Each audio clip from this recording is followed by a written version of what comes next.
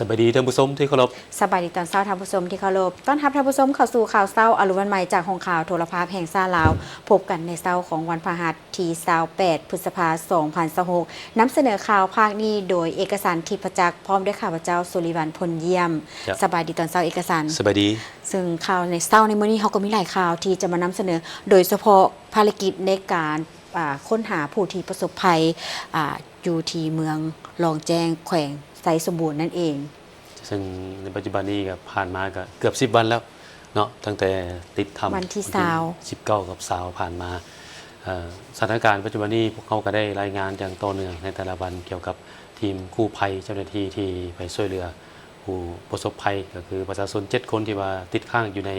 ถ้ำเขตเมืองล่องแจ้งแขวงไซสมบูรณ์ก็ได้ให้กำลังใจนำกันต่อไปนอนโดยเฉพาะทีมงานและกับผู้ที่ประสบภัยเพื่อให้ภารกิจนี้สำเร็จลุล่วงไปด้วยดีและมีความปลอดภัยเพราะทันทีที่พวกเขาจะไปเริ่มที่กองประชุมสมัยสามัญของรัฐบาลประจำเดือนพฤษภา2026นี้ซึ่งก็ได้รับฟังและก็รายงานประกอบความคิดความเห็นสภาพพ้นเด่นพร้อมกับวางทิศทางเรียกจุดสุ่มประจำเดือนมิถุนายน2026วันที่27พฤษภาคม2026กองประชุมสมัยสามัญของรัฐบาลประจำเดือนพฤษภาได้ไขขึ้นอย่างเป็นทางการภายใต้การเป็นประธานของท่านสอนไซศรีพันดรนายกรัฐมนตรีมีประธานรองนายกรัฐมนตรีสมาชิกรัฐบาลผู้ต่างหน้าบรรดากระทรวงองค์การเข้าร่วมแบบซึ่งหน้ามีบรรดาประธานรองประธานคณะกรรมการปกครองนครหลวงเวียงจันทร์และบรรดาแขวงเข้าร่วมผ่านระบบกองประชุมทางไกลกองประชุมครั้งนี้ได้พร้อมกันค้นคว้าปรึกษาหารือประกอบความเห็นและพิจารณาต่อบรรดาหัวข้อที่สำคัญเป็นต้นแม่นรายงานสภาพพ้นเด่นและเวียกงานจุดสุ่มหีบด่วนจำนวนหนึ่งเช่นว่าการปฏิบัติเวียกจุดสุ่มพ้นเด่นประจำเดือนพฤษภาและทิศทางแผนการประจำเดือนมิถุนายน2026ของรัฐบาลและทิศพันขยายผลของประชุมกบคณะครั้งที่3ของคณะบริหารงานศูนย์กลางพรรคสมัยที่12สภาพพ้นเด่นภาคพื้นและสากลเวียกงานป้องกันชาติป้องกันความสงบการเก็บกู้อาวุธและวัตถุระเบิดในระยะที่ผ่านมาแผนการปรับปรุงระบบการศึกษาสายสามัญจาก5+4+3เป็น6+3+3และการสอบสิ่งนักเรียนเก่งทั่วประเทศการแก้เกี่ยมความพร้อมเพื่อเป็นเจ้าภาพจัดกองประชุมรัฐมนตรีวิทยาศาสตร์เทคโนโลยีและนวัตกรรมอาเซียนครั้งที่22กองประชุมเจ้าหน้าที่อาวุโสครั้งที่89และกองประชุมอื่นๆที่เกี่ยวข้องในระหว่างวันที่22ถึงวันที่26มิถุนายน2026และสภาพป่าตายอยู่น้ำเสโดนเมืองสนาสมบูรณ์แขวงจำปาสักพร้อมนั้นกองประชุมได้รายงานสภาพรวมการบรรจุรัฐกรประจำปี2025และแผนความต้องการจำนวนตัวเลขรัฐกรใหม่หรือว่าโควต้าปี2026ของบรรดากระทรวงองค์การรัฐเทียบเท่ากระทรวงองค์การจัดตั้งพรรคศูนย์กลางในเราสร้างชาติองค์การจัดตั้งมหาชนและองค์การปกครองท้องถิ่นผ่านทางกฎหมายว่าด้วยคลังเงินแห่งรัฐทางกฎหมายว่าด้วยงบประมาณแห่งรัฐฉบับปรับปรุงทางตำรัฐว่าด้วยการเช่าและสัมปทานที่ดินรัฐโอกาสนี้ท่านนายกรัฐมนตรีเรียกร้องมายังบรรดาท่านสมาชิกรัฐบาลและบรรดาท่านที่เข้าร่วมกองประชุมพร้อมกันเอาใจใส่ค้นคว้าและประกอบความเห็นอย่างลึกซึ้งแทนกับสภาพความเป็นจริงของแต่ละปัญหากระทัดรัดมีจุดซุ่มมีทางออกจะแจ้งเฮ็ดให้ผลของกองประชุมครั้งนี้ได้รับการจัดตั้งปฏิบัติอย่างเป็นรูปธรรมและมีประสิทธิผลสูงในวันที่26พฤษภาคม2026ที่ผ่านมาที่ทำเนียบประธานประเทศท่านนางเวียงทองศรีพันดรรองประธานประเทศแห่งสาธารณรัฐประชาธิปไตยประชาชนลาวได้ให้เกียรติต้อนรับการเข้าเยี่ยมคำนับอำลาของท่านซาอดิซาลามาเอกอัครราชทูตแห่งรัฐปาเลสไตน์ประจำลาวที่มีสำนักงานตั้งอยู่ฮานอยสาธารณรัฐสังคมนิยมเวียดนามเนื่องในโอกาสสำเร็จในการปฏิบัติหน้าที่การทูตอยู่สาธารณรัฐประชาธิปไตยประชาชนลาวในโอกาสนี้ท่านนางเวียงทองศรีพันดรได้แสดงความต้อนรับสมเสยและตีราคาสูงต่อผลสำเร็จในการปฏิบัติหน้าที่ทางการทูตของท่านซาอดิซาลามาในระยะผ่านมาซึ่งเป็นการประกอบส่วนอันสำคัญเข้าในการเสริมขยายสายพัวพันมิตรภาพและการร่วมมือระหว่างสาธารณรัฐประชาธิปไตยประชาชนลาวรัฐปาเลสไตน์ในขงเขตการร่วมมือด้านต่างๆให้เจริญรุ่งเรืองก้าวขึ้นอย่างบ่หยุดยั้งและตีราคาสูงต่อสายพัวพันมิตรภาพที่เป็นมูลเสื้อและการร่วมมืออันดีระหว่าง2ประเทศ และยา37 ปีแห่งการสั่งตั้งสายพัวพันธ์การทูตเห็นว่าสายพัวพันธ์มิตรภาพในการร่วมมือที่ดีอยู่ในระดับปกติทานของประธานประเทศได้อวยพรให้ทานทูตจงประสบผลสำเร็จในการปฏิบัติหน้าที่เวียกงานอันใหม่และเดินทางกลับคืนประเทศด้วยความสวัสดิภาพพร้อมนั้นทานซาอดีซาลามาได้แสดงความขอบใจอย่างสูงต่อรัฐบาลลาวและประชาชนลาวที่ได้ให้การสนับสนุนช่วยเหลือและอำนวยความสะดวกเป็นอย่างดีตลอดระยะการปฏิบัติหน้าที่การทูตจนได้รับผลสำเร็จอันจบงามและให้คำมั่นสัญญาว่าจะสืบต่อเสริมขยายสายพัวพันธ์มิตรภาพและการร่วมมืออันดีเติมอีกต่อจากนั้นท่านรองนายกรัฐมนตรีกระทรวงการต่างประเทศแห่งสาธารณรัฐประชาธิปไตยประชาชนลาวได้ต้อนรับการเข้าเยี่ยมอำลาและประดับเรียนการมิตรภาพให้แก่เอกอัครราชทูตวิสามัญผู้มีอำนาจเต็มแห่งรัฐปาเลสไตน์ประจำลาวในโอกาสที่สำเร็จการปฏิบัติหน้าที่การทูตประจำลาววันที่16 พฤษภาคม 2026 ที่กระทรวงการต่างประเทศท่านทองสวรรค์พรหมวิหารรองนายกรัฐมนตรีกระทรวงการต่างประเทศแห่งสาธารณรัฐประชาธิปไตยประชาชนลาวได้ต้อนรับการเข้าเยี่ยมอำลาและประดับเรียนการมิตรภาพให้แก่ท่านซาอาดิซารามาเอกอัครราชทูตวิสามัญผู้มีอำนาจเต็มแห่งรัฐปาเลสไตน์ประจำลาวที่มีสำนักงานตั้งอยู่นครหลวงฮานอยสาธารณรัฐสังคมนิยมเวียดนามในโอกาสสำเร็จการปฏิบัติหน้าที่การทูตประจำลาวโอกาสที่ท่านรองนายกรัฐมนตรีท้องสวรรค์พรหมวิหารได้แสดงความชมเชยและตีราคาสูงต่อผลสำเร็จในการปฏิบัติหน้าที่การทูตของท่านซาอาดิซารามาอยู่สาธารณรัฐประชาธิปไตยประชาชนลาว16 ปีที่ผ่านมาท่านได้ปฏิบัติหน้าที่อย่างจบงามซึ่งได้ประกอบส่วนอันสำคัญเข้าในการเสริมขยายสายพัวพันธ์มิตรภาพและการร่วมมืออันดีงามระหว่างสาธารณรัฐประชาธิปไตยประชาชนลาวและรัฐปาเลสไตน์ให้ได้รับการพัฒนายิ่งขึ้นพร้อมทั้งได้แสดงความเชื่อมั่นว่าท่านเอกอัครราชทูตซาอาดิซารามาจะสืบต่อสุขอยู่ส่งเสริมการพัวพันธ์ร่วมมือ2ฝ่ายลาวปาเลสไตน์ให้มีผลสำเร็จอันใหม่ในต่อหน้าย้อนเห็นได้ผลงานอันใหญ่หลวงดังกล่าวรัฐบาลแห่งสาธารณรัฐประชาธิปไตยประชาชนลาวจึงได้ตกลงประดับเรียนการมิตรภาพให้แก่ท่านซาอาดิซารามาเอกอัครราชทูตวิสามัญผู้มีอำนาจเต็มแห่งรัฐปาเลสไตน์ประจำลาวเพื่อแสดงความยอมยอสมเชยและจะลึกคุณงามความดีที่ท่านทูตได้อุทิศเหงื่อแห้งและสติปัญญาเข้าในการเสริมขยายสายพัวพันธ์มิตรภาพและการร่วมมือที่ดีระหว่าง2ประเทศลาวและปาเลสไตน์ให้มีบาดเก้าขยายตัวและแน่นแฟ้นยิ่งขึ้นในตลอดการปฏิบัติหน้าที่การทูตของตนประจำลาวสปป.ลาวและรัฐปาเลสไตน์ได้สร้างตั้งสายพัวพันธ์การทูตน้ำกันในวันที่15 พฤษภาคม ปี 1989 ตลอดระยะ 37 ปีผ่านมาสายพัวพันธ์และการร่วมมือระหว่าง2ประเทศได้รับการฮัดแน่นและเสริมขยายอย่างต่อเนื่องโดยได้มีการสนับสนุนซึ่งกันและกันในเวทีภาคพื้นและสากลเบียร์ลาวก้าวเข้าสู่ปีที่15ของโครงการเบียร์ลาวสานฝันให้น้องยังคงยึดมั่นสร้างทรัพยากรมนุษย์สวยชาติผ่านโครงการได้ประกอบส่วนงบประมาณเข้าในเวียกงานการศึกษาหลายกว่า13ตื้อกีบสร้างโอกาสให้แก่นักศึกษาหลายกว่า 3,874 คนได้รับทุนการศึกษาสำหรับปีนี้ได้มอบทุนการศึกษาจำนวน150 คนรวม 1.4 ตื้อกีบโครงการเบียร์ลาวสานฝันให้น้องได้มีพิธีมอบทุนการศึกษาจัดขึ้นที่สำนักงานใหญ่บริษัทเบียร์ลาวในอาทิตย์ที่ผ่านมาโดยการเข้าร่วมของท่านเฮนริกจูดเอเดสันผู้อำนวยการใหญ่บริษัทเบียร์ลาวจำกัดมีท่านจิติไสเกียรติวงศ์คณะอำนวยการที่นำเวียกงานกิจการองค์กรสังคมและความยืนยงมีครูอาจารย์ต่างหน้าจากมหาวิทยาลัยแห่งชาติสถาบันวิจิตรศิลป์แห่งชาติวิทยาลัยเทคนิคลาวเยอรมันพร้อมนักศึกษาที่ได้รับทุนเข้าร่วมโครงการเบียร์ลาวสานฝันให้น้องเป็นหนึ่งในโครงการบุรมสิทธิ์ที่สะท้อนถึงความมุ่งมั่นที่สำคัญในการส่งเสริมการศึกษาและพัฒนาทรัพยากรมนุษย์อยู่ในสาธารณรัฐประชาธิปไตยประชาชนลาว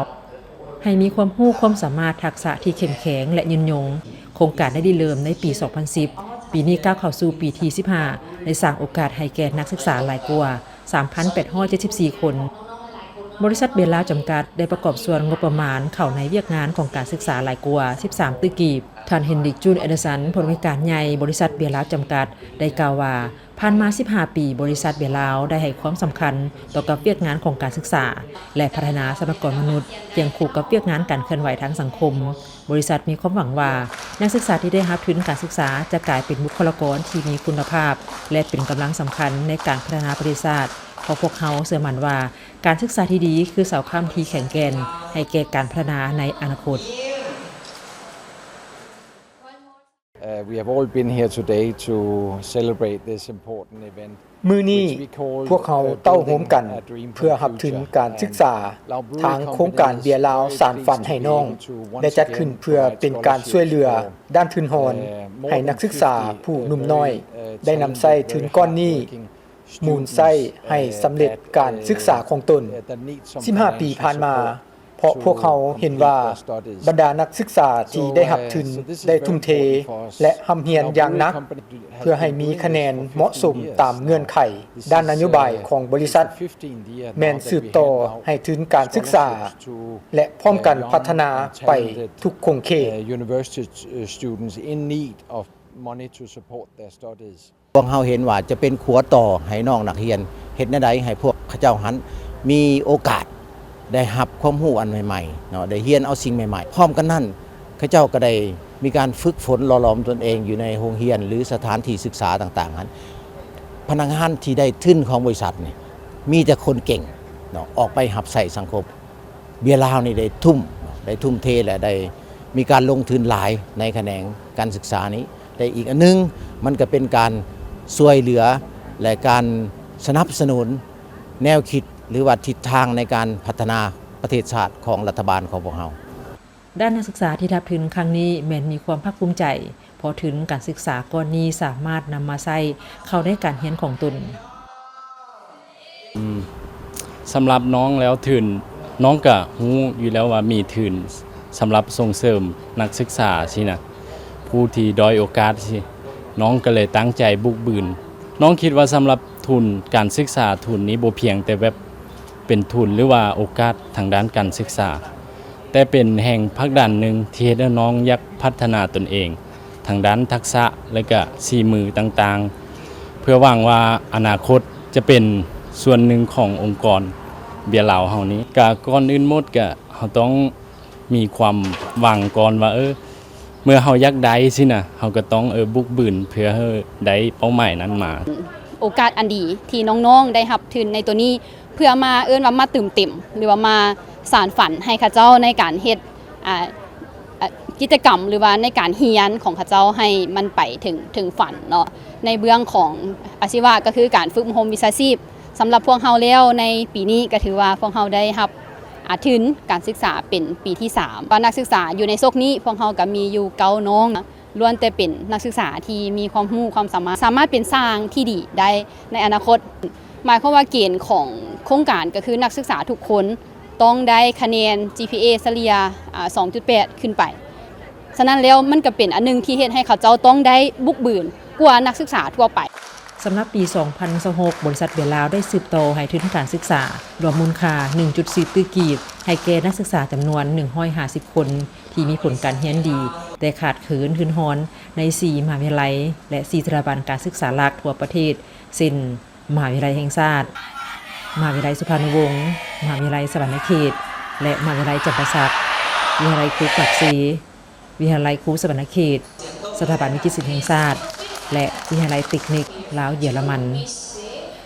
นักศึกษาที่ผ่านการคัดเลือกต้องรักษาผลการเรียนตามเงื่อนไขบ่มีการจำแนกเพศเผ่าศาสนาและภูมิลำเนาผู้ที่ได้รับทุนสนับสนุนจากโครงการเบียร์ลาวสานฝันให้น้องที่กวมเอาค่าธรรมเนียมการเรียนอุปกรณ์การศึกษาและค่าครองชีพจนจบการศึกษาพร้อมนี้นักศึกษาจะได้มีโอกาสฝึกงานตามสาขาที่เกี่ยวข้องและโอกาสได้รับการจ้างงานที่ดีในอนาคตการศึกษาแม่นมากหัวใจหลักของการพัฒนาประเทศชาติเพราะเป็นพื้นฐานให้แก่การสร้างทรัพยากรมนุษย์ให้มีสติปัญญาทักษะความรู้ความสามารถในการขับเคลื่อนเศรษฐกิจค้นคิดนวัตกรรมใหม่ๆและแก้ไขปัญหาของสังคมอย่างยืนยงดังนั้นบริษัทเบียร์ลาวจำกัดยังคงยึดมั่นในการเป็นส่วนหนึ่งของการพัฒนาทรัพยากรมนุษย์ร่วมกันสนับสนุนและประกอบส่วนเข้าในการขับเคลื่อนเศรษฐกิจสังคมลาวให้เติบโตอย่างมั่นเที่ยง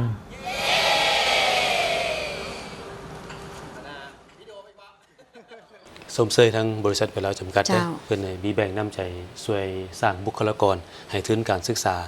มีทุกๆปีเนาะ สำหรับปีนี้ก็คือครบรอบ15 ปีที่เพิ่นจัดงานโครงการดังกล่าวนี้ แมนถือว่าเป็นบริษัทแบบอย่างที่ดีเนาะในการช่วยเหลือสังคม มาต่อที่บริษัทมกจำกัด BYD ลาวได้จัดพิธีส่งมอบรถ BYD Sea Lion 6 EV ให้เจ้าของรถ103 ท่านโอ้ถือว่า จ้ะ บัดเดียวจำนวนหลักห้อยเพิ่นจองไว้ก่อนหน้านี้เนาะระยะที่ว่าน้ำมันแพง ขาดแคลน ให้รถไฟฟ้าก็ได้รับความนิยมหลายขึ้น ซึ่งรถรุ่นใหม่นี่เป็นแบบอย่างในการเดินทางสีเขียว จะช่วยสุกยู่ตลาดรถพลังงานใหม่หรือรถไฟฟ้า EV ในประเทศลาวให้ก้าวไปสู่ทิศทางที่ทันสมัย เป็นมิตรต่อสิ่งแวดล้อม และมีประสิทธิภาพหลายขึ้น ในวันที่25พฤษภาคม 2026 บริษัทมกจำกัด BYD ลาว ได้จัดพิธีส่งมอบรถ BYD Sea Lion 6 EV ให้แก่เจ้าของรถ BYD จำนวน103 ทาน ที่หอประชุมแห่งชาติ เข้าร่วมมีต่างหน้าจากห้องการสำนักงานนายกรัฐมนตรี กระทรวงอุตสาหกรรมและการค้า กระทรวงโยธาธิการและขนส่ง กรมภาษี และภาคส่วนเกี่ยวข้อง ในโอกาสนี้ตัวแทนจากบริษัทโมกจำกัดได้กล่าวว่าการส่งมอบรถในครั้งนี้เป็นการส่งมอบยานพาหนะ ทั้งเป็นการส่งมอบความไว้วางใจ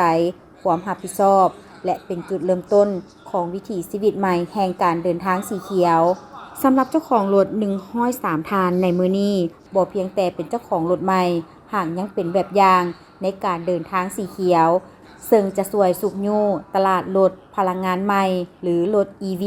ในประเทศลาวให้ก้าวไปสู่ทิศทางที่ทันสมัย เป็นมิตรต่อสิ่งแวดล้อม และมีประสิทธิภาพหลายขึ้น ภายในงานทานอูเฟีย ประธานเจ้าหน้าที่ฝ่ายปฏิบัติการบริษัทเวียงจันทร์ประกันภัยหรือ BTI พันธมิตรทางธุรกิจที่เข้มแข็งของ BYD ได้เข้าร่วมเปิดนำไส้รายการประกันภัยรถเฉพาะเจ้าของรถ BYD เพื่อร่วมกันสร้างประสบการณ์การเดินทางที่ปลอดภัย และอุ่นใจตลอดเส้นทาง ภายใต้มาตรฐานการบริการ แทนคืนประกันภัยรถที่ว่องไว โปร่งใส และใส่ใจลูกค้า โดยมีระบบรองรับที่ทันสมัย บริษัท BYD ร่วมมือกับบริษัทเวียงจันทร์ประกันภัยในครั้งที่นี้นะเป็นผู้ที่ร่วมมือผู้เดียว แล้วอยู่ในนี้เขายินตามที่ว่าลูกค้าเป็นผู้ที่หนึ่งนะและการบริการของ BYD รถนะเพื่อให้ลูกค้ามีความมั่นใจในการนำใช้ BYD 客户服务好。พร้อมนี้ทานมาโคโมกยืนยันว่าการส่งมอบรถบ่แมนจุดสิ้นสุด แต่แมนจุดเริ่มต้นของการบริการ บริษัทจะสืบต่อมอบการบริการหลังการขายที่เป็นมืออาชีพ ทันเวลาและมีความรับผิดชอบให้แก่เจ้าของรถ BYD ทุกคน ในต่อหน้าบริษัทโมกยังจะมีแผนยกระดับความสามารถด้านการบริการทางด้านการบำรุงรักษา การซ่อมแปลง การจัดหาอะไหล่การสนับสนุนด้านเทคนิค และการให้คำปรึกษาในการใช้รถ เพื่อให้ลูกค้า BYD ในลาวได้รับประสบการณ์ การใช้รถพลังงานใหม่ที่ดียิ่งขึ้น BYD Sedan 6呢，它的优点卖点很多。BYD Sedan 6ก็มีจุดขายหลายอย่างเนาะก็คือ3จุดเด่นหลักๆก็คือตัวที่1ก็เป็นระบบกันสะเทือนแบบอัจฉริยะเนาะก็คือระบบกันสะเทือนตัวนี้นะเวลาที่ว่าเขาไปในทางคล้ายๆว่าทางที่ว่ามีทางดินแดงบ่ทางแต่ละสภาพนะคอมพิวเตอร์หรือว่า AI ของมันนะมันจะปรับตัวตามนั้นเลยก็คือระบบกันสะเทือนของมันจะปรับตัวแล้วก็เฮ็ดให้รถเนี่ยบ่สะเทือนหลายส่วนตัวที่2มาก็เขาจะเอิ้นว่าเป็นระบบแจ้งเตือนความปลอดภัยกับเวลาที่ว่ามีโจรหรือขโมยนะไปลักรถหรือไปทุบรถอะไรนี่นะมันจะมีกล้อง360องศาพร้อมที่จะจับคล้ายๆว่าสถานการณ์ในตอนนั้นว่ารถปัจจุบันนี้มันมีคนเฮ็ดหยังกับรถแล้วก็ส่วนตัวที่3นี่ก็คือจะเป็นจอดอัตโนมัติเนาะจอดอัตโนมัตินี่เขาสามารถกดจอดอัตโนมัติแล้วออกจากรถแล้วให้รถจอดเองได้เลยซึ่งตัวนี้จะเป็นข้อดีให้กับเจ้าของรถที่ว่าเป็นแม่หญิงบ่แม่นจะอำนวยความสะดวกให้กับเจ้าหลายเลยBYD ลาวปัจจุบันนี้เขาเปิดมาได้6ปีแล้วต่อไปนี่นะก็คือเขาจะบ่เพียงแต่พัฒนาเพียงซ้ำนี้เนาะเขาจะมีการขยายก็คือขยายสาขาตัวแทนจำหน่ายไปให้กว้างขวางขึ้นในประเทศลาวบ่ว่าจะเป็นตัวแทนจำหน่ายในนครหลวงเวียงจันทน์เองแล้วก็ตัวแทนจำหน่ายในต่างแขวงเขต ส่วนบท 售后的 ต่าง 门店，这个很重要。 ภายในงานได้มีการจัดวางแสดงรถ BYD Sirion 6 EV พร้อมทั้งการสาธิตและแนะนำระบบของรถและการแสดงพิเศษอื่นๆเติมอีกงานดังกล่าวได้สะท้อนให้เห็นถึงการเติบโตของตลาดรถไฟฟ้าในลาวและภาพพจน์ของ BYD ในฐานะผู้นำด้านยานยนต์พลังงานใหม่มณิยมกบเปิดประสบการณ์ใหม่กับรถไฟฟ้าระดับพรีเมียมซีเกอร์ในสาธารณรัฐประชาธิปไตยประชาชนลาวพร้อมทั้งจัดกิจกรรมคาราวานเพื่อสร้างความมั่นใจให้แก่ผู้บริโภคโดยเน้นคุณภาพความปลอดภัยและการส่งเสริมพลังงานสีเขียวกลุ่มบริษัทมณิยมผู้นำเข้าและจำหน่ายรถไฟฟ้าที่มีประสบการณ์หลายกว่า30 ปีได้เปิดเผยยุทธศาสตร์การบุกตลาดรถไฟฟ้าในลาวโดยการนำเข้าแบรนด์ซิเกอร์ซึ่งเป็นแบรนด์รถไฟฟ้าระดับพรีเมียมที่มีชื่อเสียงระดับโลกท่านสุขสมรศรีหาเทพประธานและผู้บริหารสูงสุดมณิยมกรุ๊ปกล่าวว่าการเลือกซิเกอร์เข้ามาสาธารณรัฐประชาธิปไตยประชาชนลาวแม่นย้อนเห็นถึงมาตรฐานเทคโนโลยีและความปลอดภัยที่ดีเยี่ยมนอกจากซิเกอร์แล้วก็ยังมีแบรนด์ Link & Coที่อยู่ในเครือเดียวกันเพื่อเป็นทางเลือกในระดับกลางให้แก่ตลาดปัจจุบันซิเกอร์ลาวสามารถสร้างยอดขายได้แล้วกว่า70 คันและมีแผนที่จะขยายศูนย์บริการมาตรฐานไปทั่วประเทศเช่นสวรรณเขตปากเซและหลวงพระบางระยะพัฒนาทางบริษัทของพวกเราก็ได้นำซิเกอร์เข้ามาเนาะกับลิงโกเข้ามาก็หลายเพื่อควรเนาะการตอบรับของลูกค้าดีหลายเนาะแต่ว่าเวลาลูกค้าไปใส่แล้วรู้สึกว่ามีความมั่นใจมีความปลอดภัยแล้วก็พวกเรามีศูนย์บริการมาตรฐานที่ได้ฝึกอบรมจากโรงงานมาเนาะเขาจะมีโชว์รูมที่เป็นมาตรฐานเนาะและศูนย์ซ่อมแปลงที่มาตรฐานนอกจากนั้นพวกเรายังมีศูนย์บริการแต่ละสาขาขยายไปอยู่ต่างแขวงคือสวรรณเขตปากเซ่เนาะแล้วก็มีแผนจะไปทางหลวงพระบางเนาะเพื่อว่าขยายการบริการให้ทั่วถึงทั่วประเทศเจ้าการออกแบบที่โดดเด่นมีความพิเศษและแตกต่างจากแบรนด์ EV อื่นความปลอดภัยอยู่ในระดับสูงสุดที่ให้ความมั่นใจสูงสุดสำคัญซิเกอร์เป็นแบรนด์วัฒนธรรมในการส่งเสริมการใช้พลังงานสีเขียวและยานพาหนะอัจฉริยะกิจกรรมคาราวานซิเกอร์เวียงจันทร์เมืองเฟืองวังเวียงเพื่อเป็นการพิสูจน์สมรรถภาพตัวจริงซิเกอร์ลาวได้ร่วมกับซิเกอร์ไทยจัดกิจกรรมคาราวานเดินทางไปเยี่ยมยามเมืองเฟืองและเมืองวังเวียงกิจกรรมในครั้งนี้จัดขึ้นเพื่อให้ลูกค้าได้ทดลองขับขี่รถในระยะไกลทดสอบความสะดวกสบายและระบบการสากไฟหลังจากได้ออกรถมาได้เดือนปลายนี่กับการคุ้มค่าของการใช้รถไฟฟ้านี่มันดีกว่ารถน้ำมันหลายเนาะเพราะว่าข้าพเจ้าก็เป็นคนมักเดินทางเด้มักเที่ยวมักไปทั่วทิพย์ทั่วแดนก็คิดว่าออกรถมาเดือนนึงนี่ขี่ไป 7,000 กิโลแล้วเนาะเดือนเดียวถ้าเป็นน้ำมันเนี่ยเขาสิหมดไปเท่าไหร่ รถซิเกอร์นี่เป็นรถที่มีความปลอดภัยเพราะว่าทุกคนก็จะรู้แล้วถ้าทุกคนได้ศึกษาซิเกอร์นี่จะอยู่ในตระกูลของVolvoนี่เป็นรถที่ปลอดภัยที่สุดในโลกเนาะเพราะฉะนั้นเครือข่ายของเขาเจ้ามันก็ต้องปลอดภัยคือกันการเข้ามาของซิเกอร์ภายใต้การบริหารของกลุ่มบริษัทมณิยมถือว่าเป็นบาทก้าวสำคัญในการยกระดับวงการรถไฟฟ้าในสาธารณรัฐประชาธิปไตยประชาชนลาวให้ก้าวสู่มาตรฐานระดับสากลพร้อมทั้งตอบโจทย์การอนุรักษ์สิ่งแวดล้อมอย่างยืนยงมาอีกเรื่องนึงที่ถือว่าน่าสนใจหลายปัจจุบันนี้เจ้าหน้าที่เกี่ยวข้องเพิ่นกำลังเล็งในการแก้ไขปัญหาการลักขุดค้นแห่หรือสปอร์แห่คำไม่เนาะเจ้าหน้าที่เกี่ยวข้องของสวรรณเขตล่าสุดเพิ่นก็ได้ไปกวดล้างกลุ่มดังกล่าวเนาะที่ขุดค้นโดยบ่ได้รับอนุญาตถึง8จุดเด้เพิ่นไปเบิ่งใน8จุดโดยเฉพาะอยู่เมืองเซโปนและอยู่เมืองพิน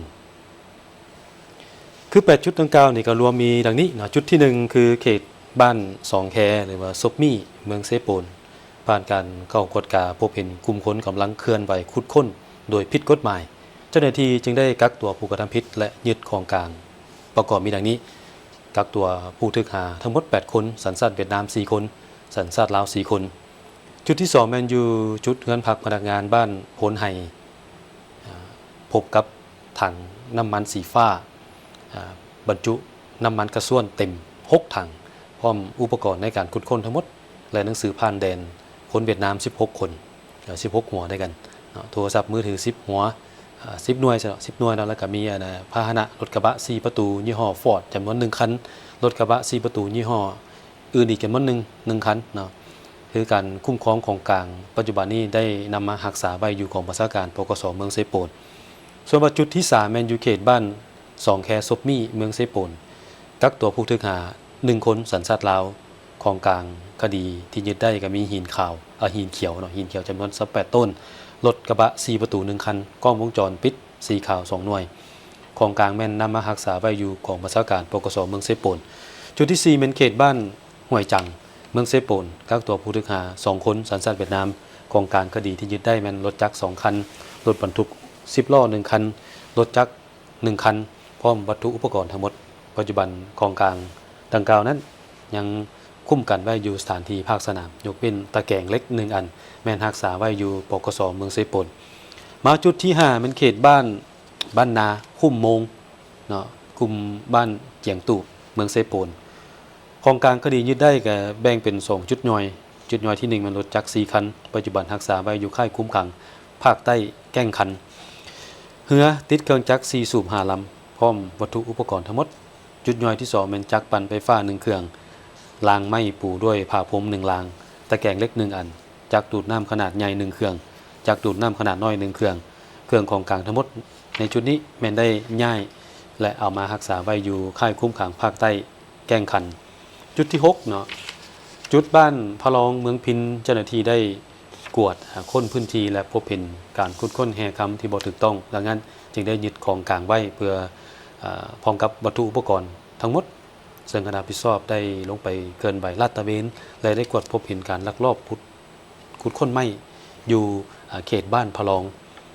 เมืองพินซึ่งตั้งอยู่ห่างจากจุดลักลอบขุดค้นคำมุ่งหน้าขึ้นไปทางเขตป่าสงวนแห่งชาติประมาณ5 กิโลเมตรในการกวดกาตัวจริงพบเห็นไม้ที่ถูกตัดและนำมาสุกเสริงไว้จำนวน2รายการคือไม้ยางจำนวน35 ท่อนไม้ฮ้าวจำนวน1ตับปัจจุบันนี้คณะรับผิดชอบกำลังดำเนินการสืบสวนสอบสวนและเก็บข้อมูลนำประชาชนอำนาจการปกครองบ้านเพื่อขยายผลหาตัวผู้กระทำผิดพร้อมทั้งเล็งจัดตั้งการเก็บกู้และเคลื่อนย้ายวัตถุอุปกรณ์ดังกล่าวมารักษาไว้ในสถานที่ปลอดภัยเจ้าท่านผู้ชมสำหรับจุดที่7แมนจุดห้วยกะซางเมืองพินผ่านตามเส้นทางที่ไปกวดกาจุดที่ลักลอบตัดไม้ได้พบเห็นห้องห้อยการขุดค้นแฮคำตามตีนภูสร้างแฮตีนภูกระโต้นและสายห้วยกะซางพบเห็นห้องห้อยการเจาะตีนภูเป็นจุดเป็นพงเฮ็ดให้ดินเจือนและสุดโทรมเป็นบริเวณกว้างซึ่งมีความเสี่ยงสูงต่อการจะเกิดภัยพิบัติดินถมและสายห้วยมีการเปเพเป็นจุดหนองน้ำหน้าดินถูกขุดค้นเป็นบริเวณกว้างระบบนิเวศและสายน้ำธรรมชาติถูกทำลายประชาชนบ่สามารถนำไส้เข้าในการดำรงชีวิตในท้องถิ่นได้แต่ยังพบเห็นห้องห้อยการนำไส้เครื่องจักรและอุปกรณ์ฮอนค้ำจำนวนหนึ่งที่กลุ่มคนบดีปะไว้สำหรับจุดสุดท้ายก็คือจุดที่8อยู่ที่จุดบ้านแก้งกระแทงเมืองพินได้สมทบกับภาคส่วนที่เกี่ยวข้องเข้ากวดกาพื้นที่ตัวจริงในทันทีและได้กวดพบพาหนะพร้อมด้วยอุปกรณ์การขุดค้นแห่ธาตุดังนี้เรือบักดูดทรายขนาดใหญ่จำนวน1ลำสำหรับสภาพเรือในปัจจุบันแมนอยู่ในขั้นตอนที่กำลังประกอบติดตั้งยังบ่ทันได้สำเร็จและบ่ทันได้ลงมือเคลื่อนไหวขุดค้นเรือจักรดูดทรายขนาดน้อยจำนวน1ลำซึ่งเป็นพาหนะหลักที่กลุ่มคนดังกล่าวกำลังนำไส้ดูดทรายในปัจจุบันเรือดูดทรายแบบประดิษฐ์ขนาดน้อยพบเห็นเบื้องต้นจำนวน10 กว่าลำอุปกรณ์หับไส้เครื่องมือที่นำไส้เข้าในการขุดค้นอีกจำนวนหนึ่งในนั้นเขตบ้านสุบมีสายน้ำเซกอกเมืองเซโปนจุดนี้แมนบริเวณที่ได้รับผลกระทบอย่างหนักหน่วงที่สุดผ่านการลงกวดกาและเก็บกำข้อมูลพื้นที่ภาคสนามตัวจริงอยู่บริเวณแคมป์สายน้ำเซกอกบ้านสุบมีเมืองเซโปนซึ่งเป็นพื้นที่ที่มีการลักลอบขุดแห่คำพบว่ามีเนื้อที่รับผลกระทบรวมถึงทั้งหมดแมน 4.6 เฮกตาร์บ่น้อยเลยท่านผู้ชม 4.6 เฮกตาร์ในนี้มีเนื้อที่ถูกขุดค้นตามแนวลำน้ำแมนระยะยาว 1.1 กิโลเมตรส่งผลให้พื้นที่ที่เป็นพืชพันธุ์ธรรมชาติถูกทำลาย 3.5 เฮกตาร์กลายเป็นพื้นที่กองดินและดินถม 1 เฮกตาร์เกิดมีหนองน้ำจากการขุดค้น 11 จุดความลึกเฉลี่ย 2-4 เมตรและมีปริมาณดินที่ถูกขุดย้ายประมาณ 60,000 เมตรก้อนนอกจากนี้ยังได้กวดพบจุดเสี่ยงที่เกิดการพังทลายของตะฟังตึมอีก 5 จุดในด้านผลกระทบต่อสิ่งแวดล้อมพบว่าการกระทำดังกล่าวนี้ได้เฮ็ดให้ทิศทางการไหลของสายน้ำเปลี่ยนแปลงเพิ่มความเสี่ยงต่อการเซาะเจืองของตะฟังและดินเจือนทั้งทำลายพืชพันธุ์ธรรมชาติท้องถิ่นเป็นต้นแมนต้นไคร้ขี้เล็กและก่อไผ่ปัจจุบันเครื่องของกลางของคดีและพาหนะทั้งหมดที่ยึดมาได้แมนได้ถูกแยกไปเก็บรักษาและคุ้มครองไว้อย่างปลอดภัยอยู่ 4 จุดคือเก็บรักษาไว้ที่กองบัญชาการปกส.เมืองเซโปนซึ่งเป็นจุดหลักและก็เก็บไว้อยู่ที่ค่ายคุมขังภาคใต้แกงคันเก็บรักษาไว้ที่กองบัญชาการปกส.เมืองพีนและแบ่งบางส่วนเป็นประเภทเครื่องจักรหนักและเรือเล็กแมนยังถือคุมรักษาไว้ชั่วคราวอยู่ที่สถานที่ภาคสนามตอนนี้ถือว่า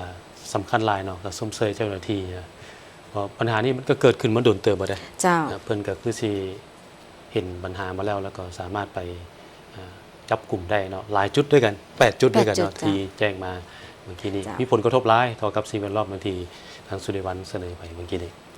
ท่านผู้ชมยังอยู่ที่ผลงานของเจ้าหน้าที่ได้มีพิธีมอบหับตัวผู้หาจำนวน106 คนในนั้นเป็นหญิง51 คนให้แก่เจ้าหน้าที่ตำรวจแห่งราชอาณาจักรไทยอยู่ที่ด่านสากลขั้วมิตรภาพลาวไทยแห่งที่5แขวงบริคำไซ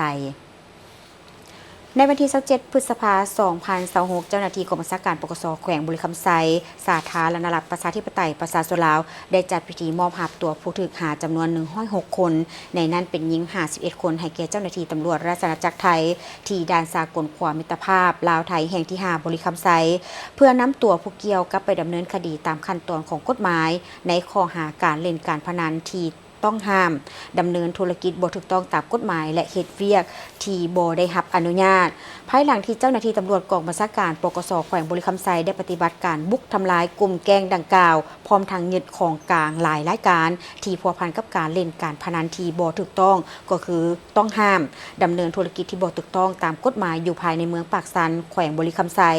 เจ้าหน้าที่ตำรวจวิสาเฉพาะกองบัญชาการปกส.แขวงบริคำไซได้รายงานให้ฮู้ตื่นว่าเบื้องต้นเจ้าหน้าที่วิสาเฉพาะได้รับแรงข่าวว่ามีกลุ่มแก๊งที่เป็นคนลาวและคนต่างประเทศร่วมกันได้นำเอาอุปกรณ์มาติดตั้งเพื่อเคลื่อนไหวก่อการต่อการกระทำผิดทางโทรคมและการสื่อสารหรือ call center และเปิดเว็บการพนันออนไลน์จากนั้นเจ้าหน้าที่จึงได้กวดการแรงดังกล่าวผ่านการกวดการตัวจริงของเจ้าหน้าที่ตำรวจเห็นว่ามีมูลความจริงแท้โดยพวกเกี่ยวได้มาตั้งจุดก่อการกระทำผิดอยู่ที่เขตเมืองปากสันจำนวน 4 จุดด้วยกันท่านผู้ชมจุดที่1แม่นห้องการหวยพัฒนาลาว VFLVE จุดที่2โรงแรมแสงหุงเฮืองจุดที่3โรงแรมวงเดือนและจุดที่4บ้านพักดาวนินจากนั้นในเวลา 9:30 นาทีของวันที่ 19 พฤษภาคม 2026 เจ้าหน้าที่กองบัญชาการปกส.แขวงบริคำไซมันได้ประสานสมทบกับอำนาจการปกครองบ้านและภาคส่วนที่เกี่ยวข้องลงไปปฏิบัติตามคำสั่งกวดกาค้นหาสถานที่ขององค์การอัยการประชาชนแขวงบริคำไซผ่านการกวดกาตัวจริงอยู่โรงแรมวงเดือนโรงแรมแสงหุงเฮืองแมนพบเห็นเป็นบ่อนพักเซาของกลุ่มแก๊งดังกล่าวสำหรับอุปกรณ์ที่ใส่เข้าในการกระทำผิดแมนพบเห็นอยู่บริษัทหวยพัฒนาลาว TFLVE ซึ่งตั้งอยู่ที่บ้านหงไซและบ้านพักดาวนินตั้งอยู่ที่บ้านสนะไซและพบเห็นพนักงานทั้งหมดแม่นจำนวน106 คนเป็นหญิง51 คนจากนั้นเจ้าหน้าที่วิสาเฉพาะจึงได้กักตัวบุคคลที่พัวพันทั้งหมดและยึดเอาอุปกรณ์นำใช้ในการเข้ากระทำผิดเช่นคอมพิวเตอร์มีจำนวน164 เครื่องคอมพิวเตอร์โน้ตบุ๊ก149 เครื่องโทรศัพท์มือถือ100 กว่าเครื่องหัวคอม21 หัวปรินเตอร์3 หน่วยไปดำเนินการสืบสวนสอบสวนตามขั้นตอนของกฎหมายสำหรับบุคคลสัญชาติไทยท่านผู้ชมจำนวน106 คนให้ข้อมูลว่าก่อนพวกเกี่ยวจะมาเฮ็ดเวียกอยู่บริษัทหวยพัฒนาลาว TFLVE นี้ได้เห็นโฆษณาทาง Facebook และได้รับการซักซ้วนจากคนที่รู้จักว่าบริษัทดังกล่าวต้องการพนักงานจำนวนหลายโดยเฉพาะแม่นตำแหน่งแอดมินตอบแชทลูกค้าเฉพาะลูกค้าที่ต้องการจะสมัครเล่นเกมพนันออนไลน์สล็อตเกมบาคาร่าลงพนันเตะบานทั่วโลกพนันหวยไทยลาวเวียดนามหุ้นจีนหุ้นมาเลเซียและอื่นๆโดยจะได้รับค่าจ้างเงินเดือนสูงจากนั้นพวกผู้เกี่ยวก็ได้สมัครมาเฮ็ดเวียกทางเว็บไซต์แล้วก็เดินทางมาจากประเทศไทยเข้ามาประเทศลาวโดยใช้หนังสือเดินทางหรือพาสปอร์ตเข้ามาเฮ็ดเวียกอยู่บริษัทดังกล่าวหน้าเวียกตัวจริงของพวกตนก็แม่นตัดคลิปวิดีโอซอกโฆษณาหาลูกค้าเวียกแอดมินตอบแชทลูกค้าและเวียกบริการลูกค้าหน้าเว็บเป็นต้นโดยได้รับเงินเดือนเบื้องต้นจำนวน5ล้านกีบ35,000 บาทสกุลเงินไทยต่อเดือนกำหนดเวลาทดลองเวียกถ้าผ่านระยะ3เดือนมันจะได้เป็นพนักงานของบริษัทและจะได้รับเงินเดือนเพิ่มขึ้นภายหลังพวกตนได้เข้ามาเฮ็ดเวียกแล้วก็ได้บรรจุเข้าบรรดาหน้าเวียกเป็นต้นแมนเป็นแอดมินตอบแชทลูกค้าตืมเงินอยู่ยูเซอร์เกมออนไลน์เนาะตัดคลิปวิดีโอโฆษณาหาลูกค้าและบริการลูกค้าต่างๆผ่านการสืบสวนสอบสวนกวดการบรรดาข้อมูลหลักฐานเอกสารต่างๆของเจ้าหน้าที่ตำรวจวิศวเฉพาะกองบัญชาการปกส.แขวงบริคำไซเพิ่นเห็นว่าบริษัทหวยพัฒนาลาว TFLBE แม้นได้รับ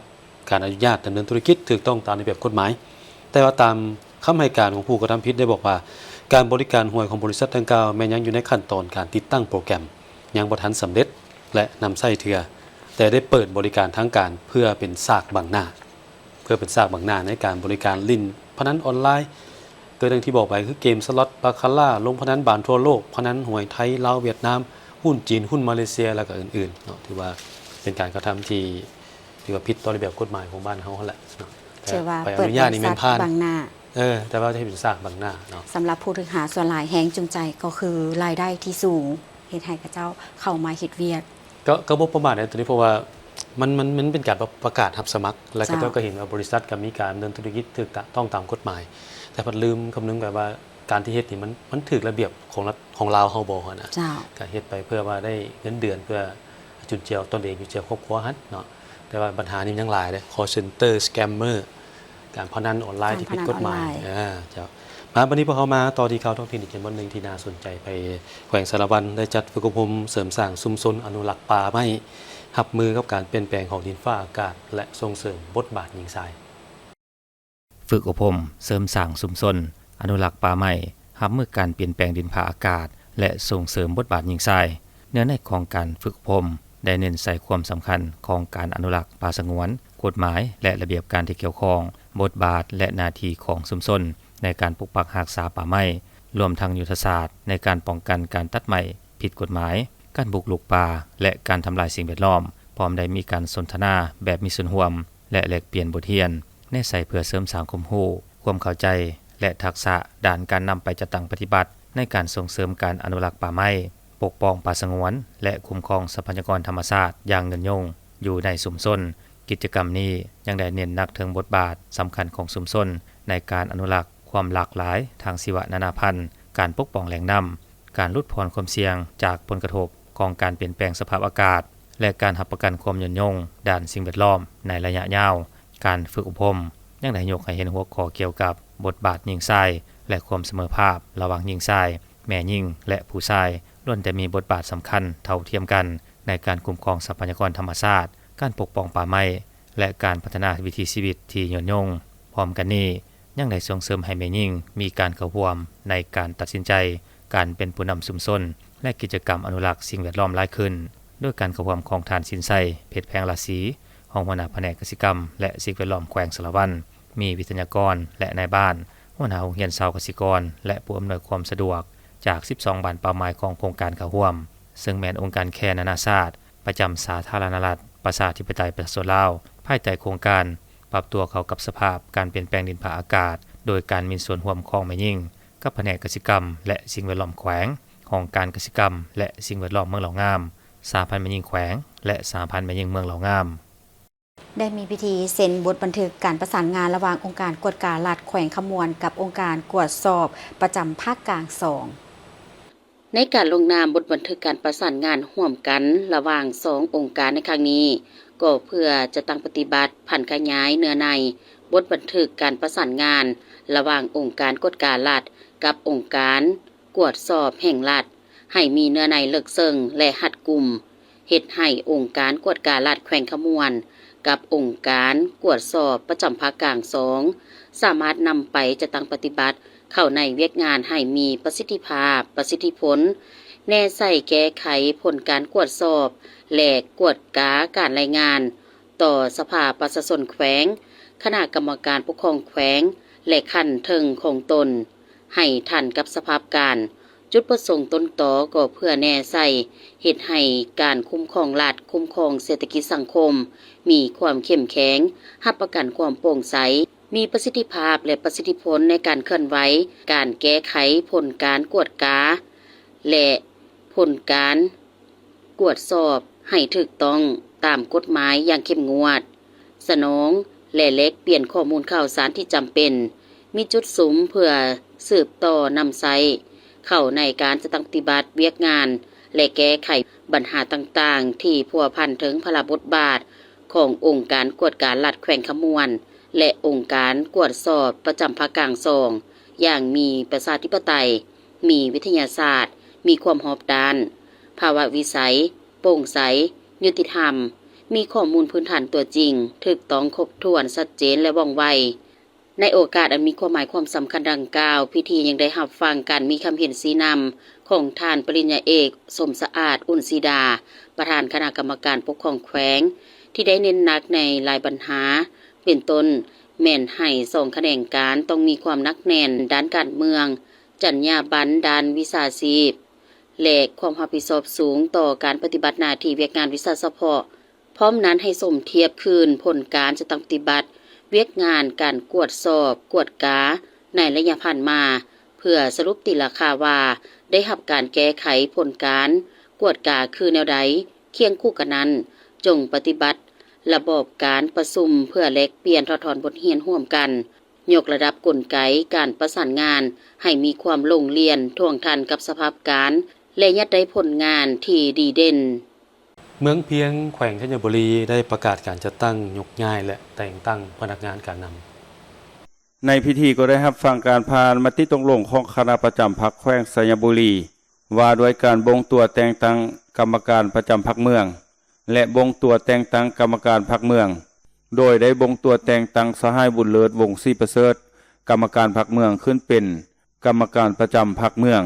บงตัวแต่งตั้งสหายซ่อนเพชรศรีหานนท์เลขาหน่วยพรรคของการยุติธรรมเมืองขึ้นเป็นกรรมการพรรคเมืองผ่านมติตกลงของคณะบริหารงานพรรคเมือง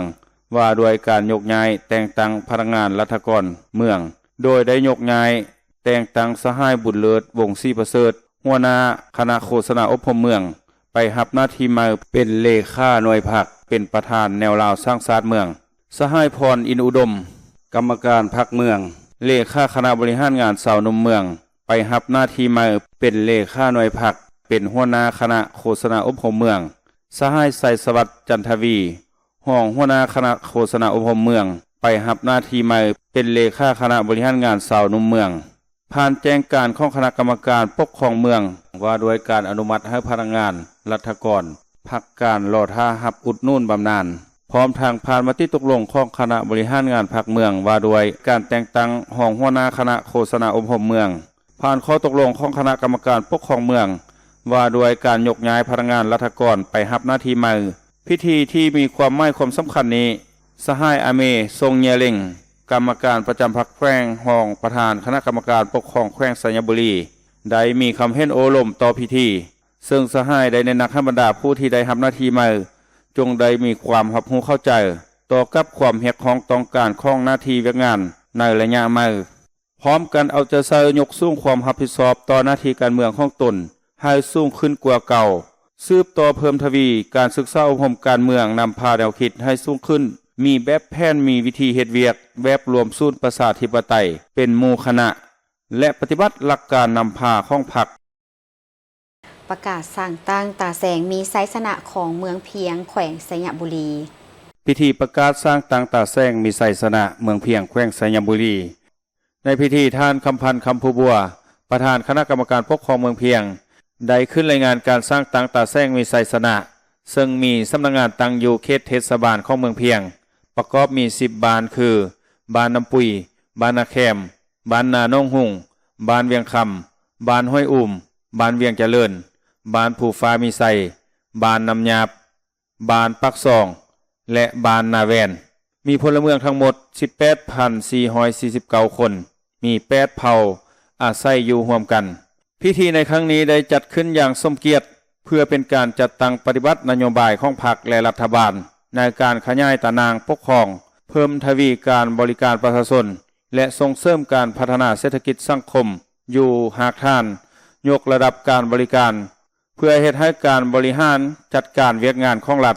ให้ใกล้ชิดกับประชาชนหลายขึ้นแก้ไขปัญหาต่างๆอยู่ขั้นหากท่านใดว่องไวและทันการสุขอยู่การพัฒนาเป็นการสร้างเงินไขสะดวกให้แก่การพัฒนาเศรษฐกิจวัฒนธรรมสังคมการแก้ไขความทุกข์ยากและการสร้างบ้านพัฒนาตามทิศนำของเมืองเพิ่มทวีเวียกงานป้องกันศาสตร์ป้องกันความสงบให้มีความเข้มแข็งและมีเสถียรภาพในโอกาสนี้ทานอเมซงเยเล็งรองประธานคณะกรรมการปกครองแขวงก็ได้ให้เกียรติโอลมต่อพิธีทานได้เน้นหนักให้อำนาจการปกครองตาแซงเมอจงได้ยกสูงความรับผิดชอบเป็นเจ้าการในการชี้นำพามีความสามัคคีปองดองตั้งหน้าลงใกล้ชิดกับประชาชนเพื่อปลุกระดมขบวนการแข่งขันรักษาและพัฒนาเฮ็ดให้ตาแซงมีไสชนะกลายเป็นแบบอย่างในการพัฒนาหากท่านอย่างแท้จริงในตอนท้ายของพิธีบรรดาทานคณะประธานพร้อมด้วยแขกเข้าร่วมได้ร่วมกันลันคองเกาบาทตัดแทบผ้าเปิดปลายเพื่อเป็นสัญลักษณ์ในการประกาศสร้างตังตาแซงมีไสชนะเมืองเพียงแขวงสัญบุรีอย่างเป็นทางการ